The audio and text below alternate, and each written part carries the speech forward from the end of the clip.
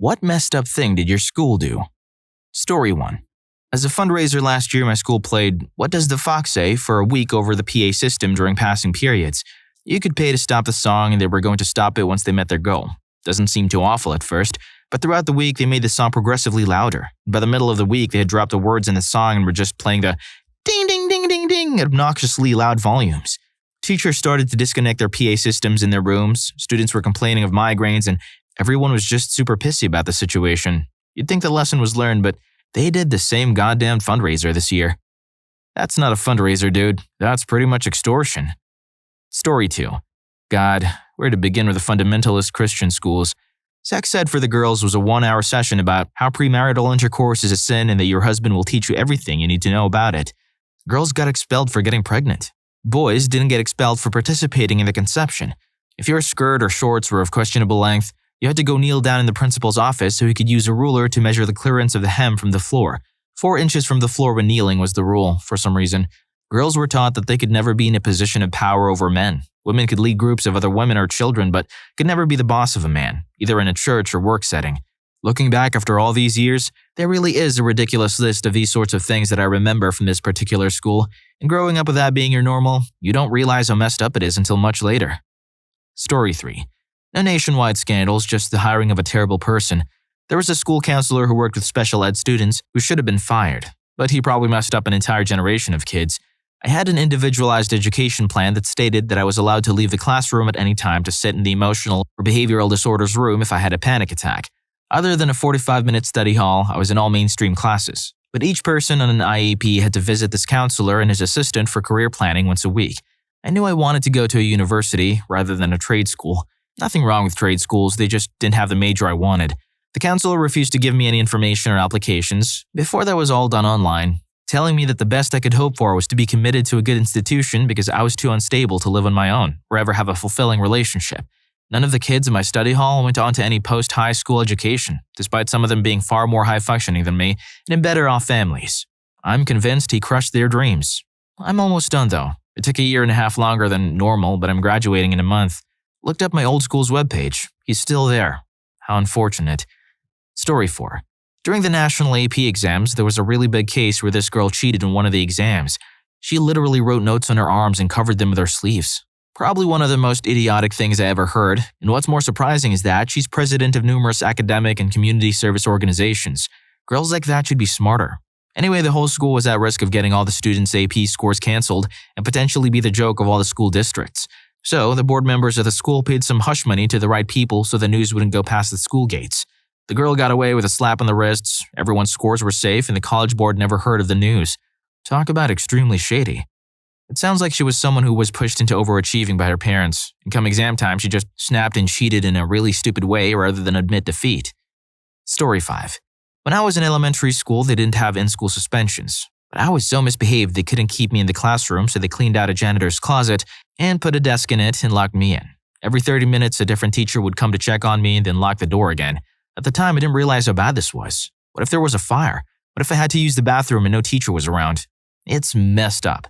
The parents never knew about it because I never told them. All they knew was I was in trouble and had to sign the conduct report. Another screwed up thing that I did was after they stopped putting me in the closet, they started putting me in the conference room so they could keep better tabs on me. Well, they needed to use the conference room, so they told me to go back to class for an hour and then come back. Only they never told my teacher. So instead of going back to class, I walked home for about 1 mile and just stayed there. I didn't get on the daycare bus after school, so they called my parents asking where I was. The principal, teacher, and daycare spent the next 2 hours trying to figure out where I was. This is the same time my dad just got home from work, before cell phones, and wondered why I was home and my sisters weren't. I told him I walked home from school, and then when he finally got in touch with my mom who was still at work, they ended up solving the case. Psst, guess what? This video is sponsored by none other than me and my awesome crew at Rufus Rugs. We're the masters of creating custom, hand-tufted rugs that truly capture who you are. Whether you're looking to turn one of our intriguing thumbnails into a rug, for purely academic reasons, of course, or you're eager to transform your room with some epic anime-inspired designs, we can get it done for you. These are all handmade by me and the team from Canada. No dropshipping BS here. Real, handmade custom rugs by me and my friends. Click the first link in the description to learn more. Story 6. Before I describe what actually happened, I need to explain something about weeples. Weeples are, or were at the very least, These little balls of fluff about the size of golf balls. They were often festooned with googly eyes, hats, plastic feet, or any number of other accessories, making them look rather like a crafting project undertaken by a group of 5-year-olds. Weeples were fairly coveted items when I was in 6th and 7th grade because you could earn them as a reward for selling magazine subscriptions through this fundraising event that the school held every year. And if you had the right Weeples, you actually had the chance to win a fair amount of money in one of the daily contests. If none of this is making much sense, don't worry. It was difficult to understand back then as well. Basically, you'd get different varieties of Weeples for selling different amounts of magazine subscriptions. Then, every day, each Weeple-bearing student would be allowed to pull a piece of candy out of a hat. If the candy had a sticker on it, the student would win a certain amount of money. That amount would be multiplied by each Weeple that they owned, plus an additional multiplier for… Okay, you know what? None of this is important. What is important is that certain members of the school faculty viewed this entire event as a way of threatening or bribing some of the students. There was one young woman, for instance, who was told that she'd be set up to win $50 if she gave up her spot in some contest or another so that the teacher's son could take her place. Another student was told that his winnings would be confiscated if he didn't take responsibility for the fire alarm having been pulled. Nothing really terrible happened, at least nothing that I heard about. But there were enough shady dealings to make the entire thing seem pretty damned unpleasant, even for those of us who weren't really involved. The twisted punchline to the whole affair came about when one student offered another a favor in exchange for his Weeples, and when folks found out about the deal, only he was suspended. Not, as you might think, because of his involvement in the exchange, but because it was explicitly against the fundraiser's rules to share or give away Weeples. Way to teach those kids about the real world. Story 7. In high school, I had an extremely deceptive jerk of a boyfriend. I still can't tell you what kind of person he was because everything he ever said was a lie. But I wasn't aware of that at the time, and I was so happy to find someone so similar to me. Another thing to note, I was not into illegal substances and didn't really hang out with those that were. Not that I had an issue with it, but my mother and her boyfriend kept me under constant surveillance and would have made my life a living hell if I or my friends did. Well, I got to school one day and I'm called to the dean's office. Apparently my boyfriend has been selling that stuff on school property. They have several witnesses but no evidence, but I do believe it was definitely possible. So obviously I'm 100% without a doubt selling them as well. They suspended me, despite my ignorance of the whole thing. They called my mother and told her that if he's doing it, I'm definitely selling and using it too, and suggested having me tested. So life at home was awesome thanks to that. They also kicked me out of art class when they suspected I was guilty of vandalizing the studio along with other people's artwork. They told everyone I did it. I was proven innocent when they found the hundreds of dollars worth of stolen supplies used in the crime in some other dude's locker. But they never cleared my name. All my artwork was ruined by other students for the rest of the year, and no one was punished for that. Aside from all that, they ignored me, being bullied constantly. And the bullying wasn't always as bad as how badly I was treated by the administration. Those were easily the worst 4 years of my life. I have a few more stories from school too. I was suspended once for holding my boyfriend's hand. I kid you not, nothing more. On my way to being escorted to the office, we passed not only several couples holding hands, but a few were actually making out. Did they stop them? Absolutely not. My best friend at the time, now fiancé, was talking to a friend about vegetarians once. He said something along the lines of, "A vegetarian diet should be healthy, right? But all the vegetarians I've met are pretty pudgy. What's up with that?" Just a lame joke or observation. Well, the youngest, quote-unquote coolest teacher who was a vegetarian and prided herself on her ability to relate to the students got wind of it. She honestly left her class in the middle of the period with a posse of students to confront him about it. She was acting more immature than some of the students, making a huge scene. That school was such a joke. Story 8. Ruined the school cafeteria. Freshman year had decent, wholesome food for lunch. By the end of the year, it was the exact same thing every day. The cafeteria was basically where you met up to go off campus to get food. Really sucked for the disenfranchised kids who were forced to eat the free meal for lunch. Spent $14 million swapping the entire district out to Apple everything, even Apple servers. Then they bought a massive swimming complex nobody ever uses. Then guess what? Time for budget cuts. The new IT director made everybody go back to PCs. Smartboards, a few other stories reminded me of this. It was a failed program at our school. The teachers all but abandoned them because the driver software was terrible and the support was non-existent. Turns out a whiteboard is all you need. $14 million, even accounting for the fact that Apple gave computers out to schools by the truckload as a form of advertising? What the heck did they spend all the money on? Story 9. Every other year in the UK, we have this telethon called Comic Relief. It's all about fundraising for charitable projects, both here in the UK and around the world, though it's mainly focused in Africa. As part of the telethon, we informally call the day it's held Red Nose Day, and as the name suggests, people can buy novelty red noses to wear which raise money for the cause. People also do fundraising activities to raise money for it as well. This can range from wearing pajamas to school or work, running a marathon in a Donald Duck outfit or cake sales, etc. Another common thing to do is that schools have a non-uniform day in exchange for a charitable donation. It makes sense as they can raise thousands for this. And our school always did it. The messed up thing about it, not a single penny went to comic relief. The reason? It funds family planning projects in Africa and also provides education and contraception projects in areas that have been decimated by HIV and AIDS. I went to a Catholic school. Not only did they do this, but not a single penny went to a Catholic charity. Instead, each donation drive went towards the renovation fund. I was there for 7 years and there were 3 red nose days. So a few £1,000s, which was raised in the premise it was going towards good charitable projects, was in fact being raised to build a new 6th form building. Screw that school. I'm pretty sure using a charity's brand for different purposes is illegal. I wonder if they ever faced legal repercussions for it. I also wonder if you've liked the video and subscribed to the channel yet. Do it right now if you haven't. Story 10. So there I am in my first class of freshman year. It was oral communications. Note, the innuendo of the class name wasn't lost on my 14-year-old self and taught by a really uptight, bug-eyed 40-something teacher. It was basically a class to learn about public speaking, reading body language, commonalities in languages, etc. Anyways, the beginning exercise is basically a version of the telephone game. Being the avid Simpsons fan that I was, am, and ever will be, I think it's funny to add purple monkey dishwasher to the end of the phrase since I'm the last one to receive the message. This is in reference to that one Simpsons episode. Well, when it came time for our group to present the before and after, my teacher immediately pulled me from the class and took me down to the principal. Apparently, she thought it was a reference to a act. This being pre-Urban Dictionary times, I have no idea how she could ever come to that conclusion. My parents were called in for a meeting with the school that night. My dad, another Simpsons fan, basically tells them they are ridiculous and are wasting his time. No punitive action was taken. I just WTF through the whole day. Purple monkey dishwasher. Story 11. A girl took her own life. Not attractive by unrealistic high school standards, not popular, got bullied and couldn't take it anymore. The school got a small plaque for her and put it in the hallway with some song lyrics. A boy accidentally took his. He was very attractive and popular, albeit a bit of a His cousin had a loaded shotgun in the back of his truck, and he hid it while he was in the line of fire. A large plaque was put up in the same hallway, bio from his obituary, and some song lyrics. They also let his locker door be written on and let people right inside it. The boy made a stupid mistake sitting with a loaded gun next to him, gets a bunch of praise and remembrance. Well, the girl who couldn't take the bullying was barely remembered besides a name on a wall. Story 12. Our district president was caught accepting gifts and free tips to China to recruit Chinese students and bring them here, in a housing program in order to boost API scores.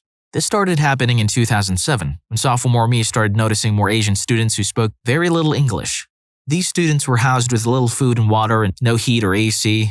This went on after I graduated and only reached the press about last year. No one believed me, but I called it in the beginning. Our badminton team suddenly got so great they were CIF champions, and the tennis team excelled almost as well. I'm all for educational advancement for anyone, but damn, it still looks bad. How did nobody bat an eye or at least speak up about the first few years it started? That sounds like something straight out of a dystopian story. Story 13. My gym teacher ran a fat kid almost to death, even though we were all telling him to stop. We all had to run 12, which meant you could run the parking lot for 1, around the school for 2, around the field for 3, and around the whole compound for 4, until you got 12. Poor fat kid. The first day of grade 7, he's huffing and puffing, but you can see this guy's trying.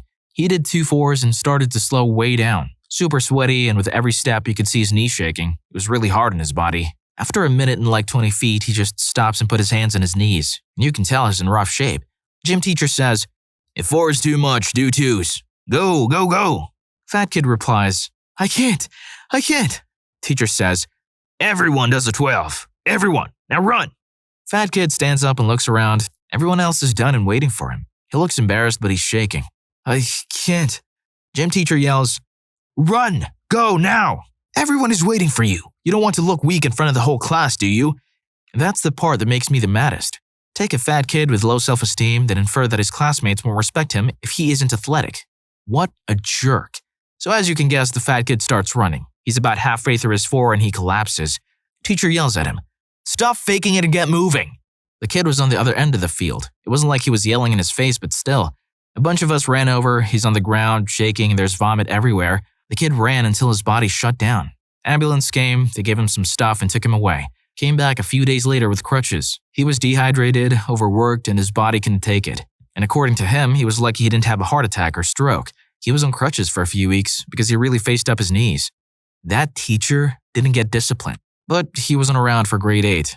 Mostly because we students took it upon ourselves to make his year very unpleasant. Not like pranks or disobedience, just hardcore passive-aggressive things. Like, they all started to run ones, etc. Screw that guy. But the story has a good ending. Kid started to train with a pro, and by grade 9 had lost a lot of weight, had a hot girlfriend, saved up money for a car, and actively participated in any sport that wasn't super demanding in his knees.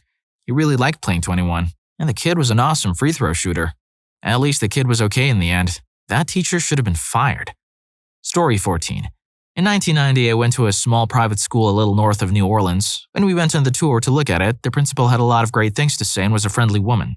My pops took on an extra job so I could go there, and about 3 months into the school year, the principal took an odd turn. Suddenly, I had to buy special school-approved socks. We had uniforms, but that wasn't part of it, and I had to buy special school-approved windbreakers. She confiscated a Lisa Frank binder I was carrying because she wasn't sure about it, which I still don't know what she meant. Twice, she canceled field trips the day of and canceled one while we were on the way there. Right near the conclusion of my time there, the principal found out she had a brain tumor and apologized for any erratic decisions she made. She passed about 18 months after that school year ended. Story 15. They let my little sister get bullied for being a lesbian. She never came out until later in high school, but she dressed in boys' clothes, had short pink hair, and liked to skateboard. That was enough to fuel these kids, apparently. We had our zero-tolerance policy, but what good is that? My mom was at school or on the phone with them constantly. Either she was getting threats, being tripped, getting stuff thrown at her, and always with verbal. All the school would ever say was, "We'll talk to them," or "Nobody else saw or heard it." Of course. We were always in separate buildings since I was a few grades above her, but I'd hear it in the bus. I was suspended for 3 days once for telling a girl to shut up and stop picking on a girl 5 years younger. The girl never even got called to the office, when everyone could hear the things she was saying. My sister even had earphones on and the girl just kept going. It just never stopped. I can't imagine what she went through all those years. All I could do was be there when we were home. The school wouldn't do anything, and it caused my mom a lot of grief, too. Shortly after I graduated, a boy that was openly gay ended it all. My sister said they had moments of silence and excused absences for a lot of people the next week. I can't help but wonder how bad it was for him, and if that was part of why he did it. Must have been an anti-gay school or something. But then again, schools side with the wrong people all the time. Story 16. I was suspended for 2 days when I refused to throw a beverage away, like in the trash. I was in the gym for about 5 minutes for morning announcements, waiting to leave as my class was about to go outside to walk to a different location. A teacher saw the drink, while others were also eating and drinking around me, and ordered mine to be trashed. I said I would gladly put it in my bag, in the locker room, in my car, in my locker, or outside, but I would not throw it away, because it was food and I paid for it. This resulted in a 2-day suspension for insubordination, because I wanted to compromise with the teacher, but she wanted to hear none of it. Oh, then the assistant principal said I should probably just not come back to school since I was such a pain in the butt. I was 3 months away from graduation. Additionally, my school would penalize you for being tardy, but not for being truant. Every day, a few kids would be hustling to class and miss the late bell by seconds and turn around to go home instead of to the office for a late pass. I was one of those kids because I had an after-school job that started promptly at 3 p.m. I couldn't afford to stay for detention due to tardiness because I couldn't lose my job.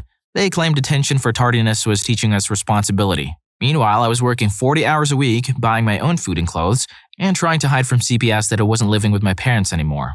Thanks, high school. You were a blast. I hope you enjoyed the video. And if you made it this far, I'm sure you'll also enjoy what was the incident happen at your school. Story 3 was crazy. See you on that video.